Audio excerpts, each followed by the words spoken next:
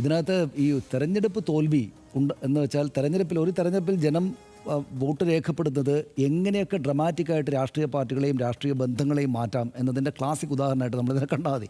കാരണം MK സ്റ്റാലിനും പിണറായി വിജയനും സഹോദരങ്ങളെ പോലെയായിരുന്നു അവർ.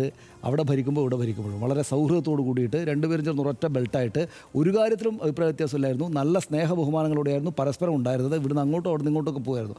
ഇപ്പോൾ ഈ പിണറായി വിജയൻ അദ്ദേഹത്തിൻ്റെ പാർട്ടിയുടെ പത്രത്തിൽ അദ്ദേഹത്തെ തന്നെ വിമർശിച്ചുകൊണ്ടാണ് ആ നിലക്കാണ് കാര്യങ്ങൾ വരുന്നത്. അപ്പോൾ തെരഞ്ഞെടുപ്പ് തോൽവി ഡ്രമാറ്റിക്കായിട്ട് രാഷ്ട്രീയത്തെ മാറ്റിയിരിക്കുന്നു എന്ന് നമ്മൾ കാണുകയാണ്. ഇതിനകത്ത് അവർക്കവിടെ ഇപ്പോൾ പി ഷൺമുഖത്തിന് അദ്ദേഹത്തിന് ഇപ്പം രാജ്മോഹൻ മന്ത്രി പറഞ്ഞു കേട്ടില്ല. അതായത് ഈ പി ഷൺമുഖത്തെക്കുറിച്ചാണോ നിങ്ങൾ എഴുതിയിരിക്കുന്നത്? അദ്ദേഹത്തിൻ്റെ ജീവിതം ജീവിക്കുന്ന പോലെ നിങ്ങൾക്ക് ജീവിക്കാൻ പറ്റുമോ എന്ന് ചോദിക്കുന്നത് പി ഷൺമുഖത്തിൻ്റെയും അവിടുത്തെ CPMൻ്റെയും ഏറ്റവും വലിയ ബലം അവരുടെ പ്രത്യയശാസ്ത്ര സ്ഥൈര്യവും അവരുടെ ജീവിതശൈലിയും അവരുടെ അഴിമതി വിരുദ്ധതയും ഒക്കെയാണ്. അതുകൊണ്ടാണല്ലോ ഇപ്പോൾ ഇത്രയും വലിയ ഒരു സർക്കാരിൻ്റെ ഏറ്റവും നിർണായകമായ സമയത്ത് അവിടെ ചെന്നിട്ട് പിന്തുണ കൊടുത്തിട്ട് പോലും മന്ത്രിസ്ഥാനമൊന്നും അവർക്ക് വേണ്ട എന്ന് പറഞ്ഞില്ലേ.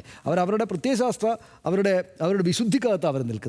അപ്പോൾ അത് ഇനി DMK ഏതായാലും വലിയ അഴിമതിക്കാരനാണ്, DMK ആ കുഴപ്പക്കാരാണ്. അതുകൊണ്ട് TVK എന്തായാലും വളരെ ശക്തിയായിട്ട് ഇപ്പോൾ നിൽക്കുമ്പോൾ ഇനി ഏതായാലും അതിനെ തള്ളി പറഞ്ഞേക്കാമെന്ന തോന്നൽ അവർക്കുണ്ടായിട്ടുണ്ടാകണം. പി ഷൺമുഖം പറഞ്ഞുകൊണ്ട്. പിന്നെ രണ്ടാമതൊരു കാര്യമുള്ളതെന്ന് വെച്ചാൽ DMK സമ്മതിച്ചത് കൊണ്ടാണ് CPMും CPIയും അങ്ങോട്ട് പോയത് എന്നൊരു നെറേറ്റീവ് ആദ്യം മുതലേ ഉണ്ട്. അങ്ങനെ തന്നെയാണ് സംഭവിച്ചത്. പക്ഷേ അത് DMKക്കാർ പറയുമ്പോൾ ഞങ്ങൾ ഇപ്പുറത്തേക്കും വന്നതിന് ശേഷവും DMK ആണ് ഞങ്ങളെ നയിക്കുന്നത് എന്ന നിലപാട് വരാൻ പാടില്ലല്ലോ എന്നുള്ളതുകൊണ്ട് ഷൺമുഖം അതിനെ എതിർത്തു. അതേ തുടർന്നാണ് തീക്കതിറിൽ എന്ന് വെച്ചാൽ CPMൻ്റെ മുഖപത്രത്തിൽ ലേഖനം, മുരശുരയിൽ DMKയുടെ മുഖപത്രത്തിൽ അങ്ങോട്ട് ലേഖനം. അപ്പോൾ കാര്യങ്ങളൊന്ന് കലുഷിതമാവുകയാണ്.